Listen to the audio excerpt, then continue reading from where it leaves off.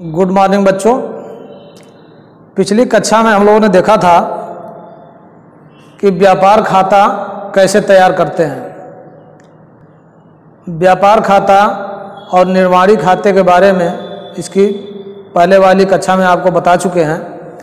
आज हम लोग देखेंगे अंतिम खाते के अंतर्गत जो एक खाता बनाया जाता है, लाभ हानि खाता। लाभ हानि खाता क्या होता है? आप जानते हैं कि व्यापार खाता व्यापारी के सकल लाभ अथवा सकल हानि का प्रदर्शन करता है।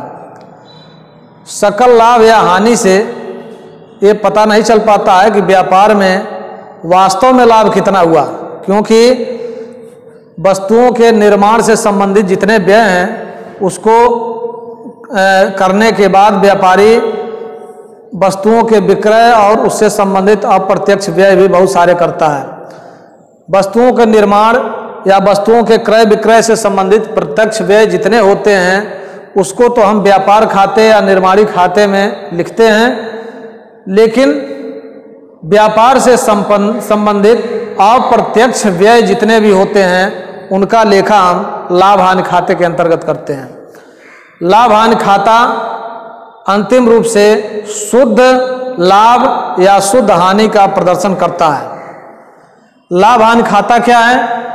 जैसा कि आपके सामने हमने एक परिभाषा लिखा है, इसका मतलब है कि लाभ हानि खाता एक ऐसा खाता है जिसमें संपूर्ण आय तथा व्यय इस उद्देश्य से एकत्र किया जाता है ताकि आय का व्यय से अथवा व्यय का आय से अधिक ज्ञात किया जा सके। मतलब इसका साफ है कि जितने भी व्यापार से संबंधित अप्रत्यक्ष व्यय होते हैं उन सभी व्ययों को हम लाभ हानि खाते के ऋणी पक्ष में लिखते हैं, और व्यापार में यदि कोई आय हुई है उस आय को धनी पक्ष में लिखते हैं। दोनों का जब हम शेष निकालते हैं, अगर हमारा शेष धनी पक्ष का योग ज़्यादा है, ऋणी पक्ष का योग कम है, अर्थात व्यय कम है और आय ज़्यादा है, तो शुद्ध लाभ प्रदर्शित होगा। इसके उलट यदि लाभ हानि खाते में व्यय ज़्यादा हुआ है, आय कम है, तो लाभ हानि खाता शुद्ध हानि प्रदर्शित करेगा। लाभ हानि खाता इसलिए भी बनाया जाता है ताकि व्यापारी को अपने व्यापार में हुए शुद्ध लाभ या शुद्ध हानि का ज्ञान हो सके। व्यापारी सामान्यतः लाभ हानि खाते को वर्ष के अंत में तैयार करता है। अब आप कहेंगे कि लाभ हानि खाता बनाने का उद्देश्य क्या है, क्यों बनाया जाता है लाभ हानि खाता? तो लाभ हानि खाते बनाने के कुछ उद्देश्य हैं, जिसमें पहला है शुद्ध लाभ या शुद्ध हानि का ज्ञान प्राप्त करना। शुद्ध लाभ या शुद्ध हानि व्यापार में कितनी हो रही है, व्यापार लाभ में चल रहा है या व्यापार हानि में चल रही है, इसकी जानकारी हमको लाभ हानि खाता बनाने के पश्चात ही चल सकता है। दूसरा इसका उद्देश्य होता है तुलनात्मक अध्ययन। तुलनात्मक अध्ययन भी हम कर सकते हैं कि पिछले साल व्यापार में लाभ कितना हुआ था और इस साल व्यापार में लाभ कितना है। इन दोनों वर्षों का या उसके और पीछे के वर्षों का वर्तमान वर्ष से हम तुलना करके देख सकते हैं कि व्यापार में निरंतर लाभ बढ़ रहा है या लाभ घट रहा है। तीसरा इसका जो उद्देश्य होता है वो है पूंजी परिवर्तनों की जानकारी प्राप्त करना। आप जानते हैं कि व्यापारी द्वारा व्यापार में पूंजी लगाया जाता है और उस पूंजी में यदि व्यापार हर वर्ष लाभ कमा रहा है तो पूंजी में वृद्धि होगा, और व्यापार अगर हानि में जा रहा है तो उसकी पूंजी में गिरावट आएगी। तो इससे हम पूंजी की भी जानकारी प्राप्त कर लेते हैं। अप्रत्यक्ष व्ययों पर नियंत्रण होना। हमको ये मालूम चल जाता है लाभ हानि खाता बनाने से कि हमारे अप्रत्यक्ष व्यय कितने हो रहे हैं, कौन कौन से हो रहे हैं। अगर उनमें किसी व्यय में कमी किया जा सकता है तो व्यापारी उस पर नियंत्रण करके अपने शुद्ध लाभ को कुछ बढ़ा सकता है। इसका एक और उद्देश्य होता है भावी विकास की योजना तैयार करने में सहायता। अगर व्यापारी कुछ भावी योजना तैयार करना चाहता है, अपने व्यापार का विस्तार करना चाहता है, तो उसके लिए जरूरी है कि उसको पता रहे कि व्यापार हमारा लाभ में चल रहा है या हानि में चल रहा है। अगर व्यापार उसका लाभ में चल रहा है तो वो अपने व्यापार के विस्तार के बारे में निर्णय ले सकता है। इसके अलावा अन्य आय की भी जानकारी हो जाती है, क्योंकि व्यापारी जब लाभ हानि खाता बनाता है तो उसमें अन्य प्राप्तियों को भी धनी पक्ष में दिखाया जाता है। अन्य प्राप्तियों में जैसे कमीशन प्राप्त हो गया, किराया प्राप्त हो गया, या कहीं पैसा किसी को उधार दिया उससे ब्याज प्राप्त हो गया, इन सभी आयों को हम लाभ हानि खाते के धनी पक्ष में दिखाते हैं। अब आते हैं कि लाभ हानि खाता बनाते कैसे हैं।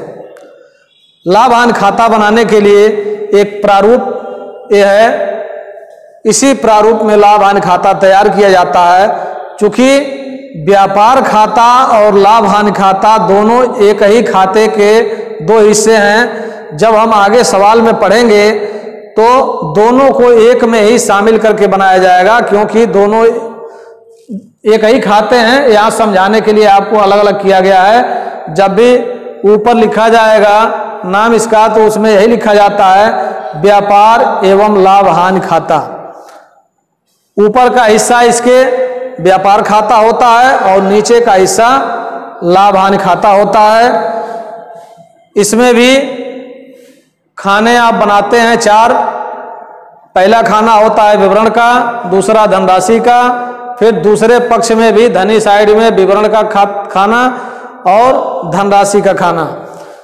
ऋणी पक्ष में सबसे पहले हम यदि व्यापार को सकल हानि हुआ है, सकल हानि को हम लाभ हानि खाते के ऋणी पक्ष में सबसे ऊपर लिखते हैं। यदि व्यापार खाते में सकल हानि प्रदर्शित हुआ है तो यहां लिखेंगे सकल हानि व्यापार खाते से लाया गया। इसी तरह से यदि सकल लाभ है तो सकल लाभ को इसके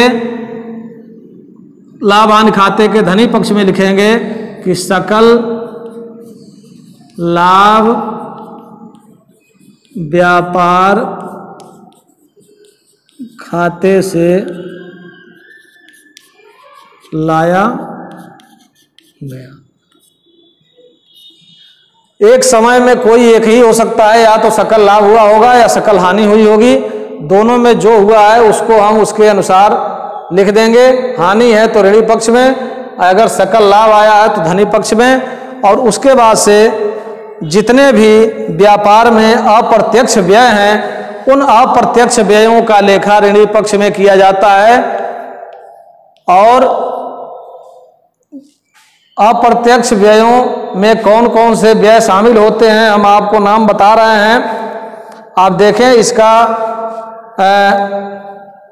कई तरह के व्यय हैं व्यापार में जो अप्रत्यक्ष रूप से किए जाते हैं। सबसे पहला होता है वित्तीय व्यय। वित्तीय व्यय के अंतर्गत ऋण पर ब्याज, दी गई कटौती, पूंजी पर ब्याज, अप्राप्य ऋण, बिल भुनाने पर कटौती, बैंक व्यय, दान।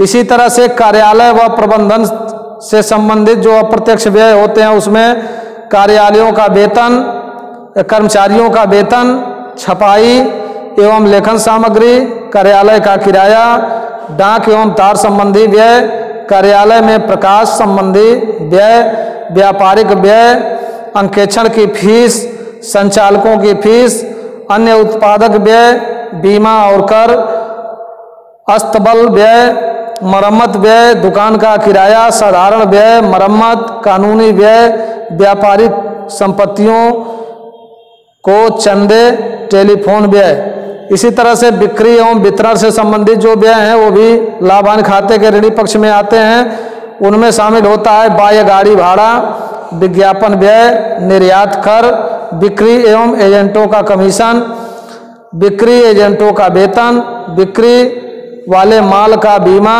पैकिंग के व्यय, विक्रेताओं के भाड़े, माल पहुंचाने वाली मीटर या गाड़ियों के व्यय, भाड़ा बिक्री पर और बिक्री कर। इसी तरह से ह्रास संबंधी कुछ व्यय संपत्तियां जो व्यापार में प्रयोग की जाती हैं, उन संपत्तियों पर यदि कोई ह्रास लगाया गया है उस वर्ष में, तो उस ह्रास को भी हम व्यापार लाभ हानि खाते के ऋणी पक्ष में दिखाते हैं। कुछ व्यय ऐसे होते हैं जो संयुक्त रूप से दिए होते हैं, उसमें आपको दिक्कत होती है कि उसको हम लाभ हानि खाते में लिखें कि उसको व्यापार खाते में लिखें। तो ऐसे संयुक्त व्यय, जैसे मान लीजिए दे दिया है आपके तलपट में दे दिया या विवरण में दे दिया कि वेतन और मजदूरी दे दिया 1000। इसमें आप देखेंगे कि वेतन तो अप्रत्यक्ष व्यय है लेकिन मजदूरी प्रत्यक्ष व्यय है। अगर ऐसा कोई आ जाता है विवरण में तो आप देखेंगे कि पहला शब्द क्या लिखा हुआ है, वेतन। पहला शब्द लिखा है वेतन, इसलिए इसको हम लाभ हानि खाते के ऋणी पक्ष में, डेबिट पक्ष में दिखाएंगे, ऋणी पक्ष में दिखाएंगे। अगर यही मजदूरी यहाँ रहता और वेतन इधर रहता, अर्थात मजदूरी और वेतन, तब इसको हम ले जाते व्यापार खाते के ऋणी पक्ष में। इसी तरह से और भी व्यय हो सकते हैं, उसको हम उस व्यय की प्रकृति के आधार पर देखकर ही निर्धारित कर पाएंगे कि वो व्यय प्रत्यक्ष व्यय है या अप्रत्यक्ष व्यय है। इसी तरह से आय में भी कुछ आय दिया रहता है, जैसे लिख दिया कमीशन, और कमीशन में ये नहीं बताया कि कमीशन धनी है कि कमीशन ऋणी है या कमीशन प्राप्त है या कमीशन दिया गया। अगर केवल कमीशन लिखा है और इसके आगे लिखा है कुछ अमाउंट, तो कमीशन को हमेशा हम ऋणी मानेंगे अगर उसके आगे पीछे कुछ नहीं लिखा है। अगर लिखा है कि कमीशन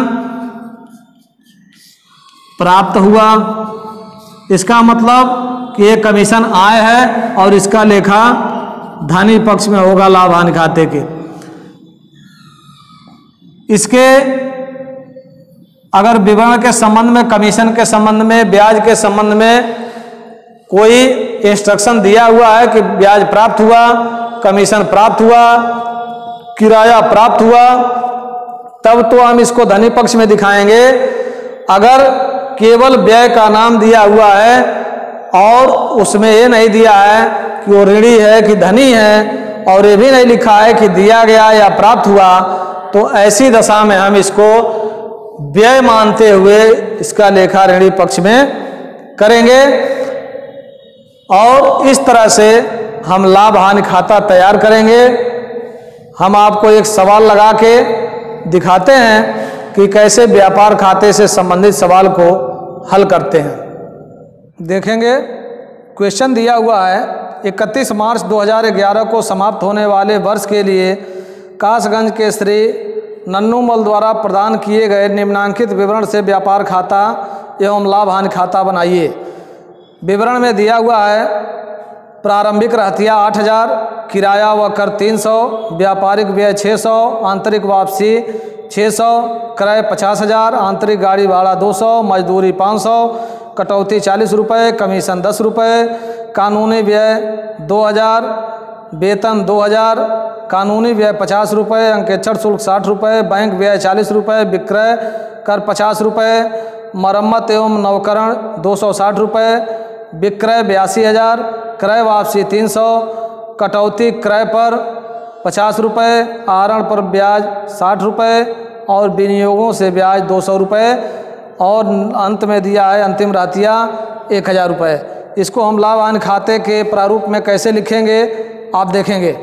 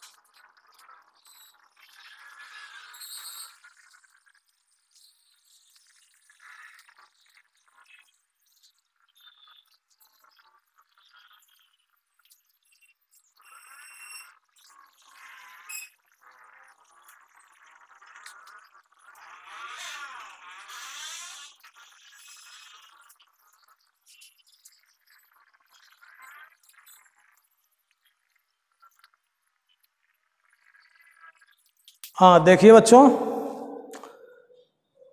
अभी जो सवाल हमने पढ़ा था उस सवाल में व्यापार खाता और लाभ हानि खाता से संबंधित दोनों खातों से संबंधित मदें दी हुई हैं और इनको हम कैसे प्रारूप में लिखते हैं। सबसे पहले ऊपर हम लिखेंगे व्यापार एवं लाभ हानि खाते का और जो भी डेट रहता है बनाने का, जैसे इस सवाल में दिया था 31 मार्च 2011 को, तो यहाँ नीचे लिख देंगे 31 मार्च 2011 को समाप्त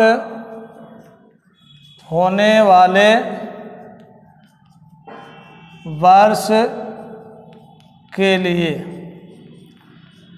और खाने बना लेंगे। खाने बनाने के बाद जो भी व्यय दिया था, देखिए व्यापार ऊपर का हिस्सा जो है ये व्यापार खाता है।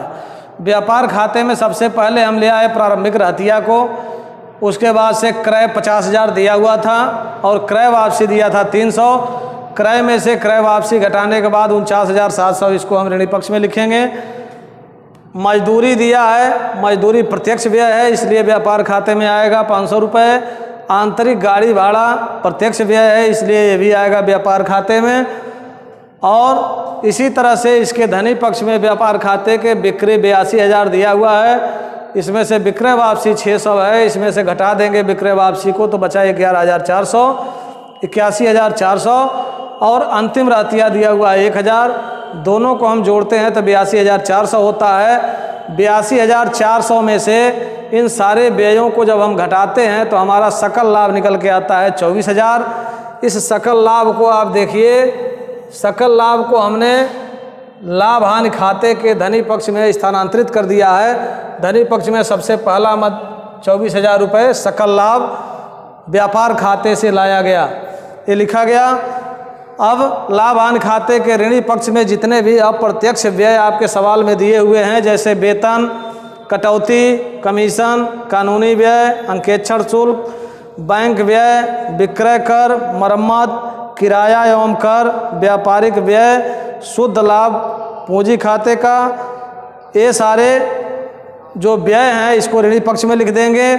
और कुछ अप्रत्यक्ष आय दी हुई है जो व्यापार की आय नहीं है लेकिन आय में इसको दर्शाया जाएगा, जैसे कटौती मिला है क्रय पर 50 रुपये, ये आय है। विनियोगों पर ब्याज मिला है 200 रुपया, ये भी आय है। और आहरणों पर ब्याज मिला है, ये भी आय है। तीनों आय को हम लिखेंगे धनी पक्ष में। अब इस 24,000 में इस अप्रत्यक्ष आय को जोड़ दिए, योग हो गया हमारा 24,310। 24,310 को हम यहाँ लिखे नीचे और इस 24,310 में से बाकी जितने हमारे व्यय हैं उसको घटा दिया हमने, हमारा शुद्ध लाभ आ गया 20,900। इस तरह से आप व्यापार एवं लाभ हानि खाते से संबंधित सवाल को करेंगे। किताब आशा है आपने ले लिया होगा और इस तरह से आप सवाल हल करिए। जहाँ कोई समस्या आए वो हमको कमेंट बॉक्स में लिख कर पूछिए या फ़ोन करके पूछिए। आगे इसके हम लोग अगले जो कक्षा लेंगे उसमें हम बताएंगे कि इसके बाद से जो विवरण तैयार होता है आर्थिक चिट्ठा, जिसको हम बैलेंस शीट भी बोलते हैं, वो कैसे तैयार किया जाता है और उसको तैयार करने की क्या प्रक्रिया होती है। तब तक आप लाभ हानि खाता और व्यापार खाते से संबंधित सवाल को हल करते रहिए। Thank you.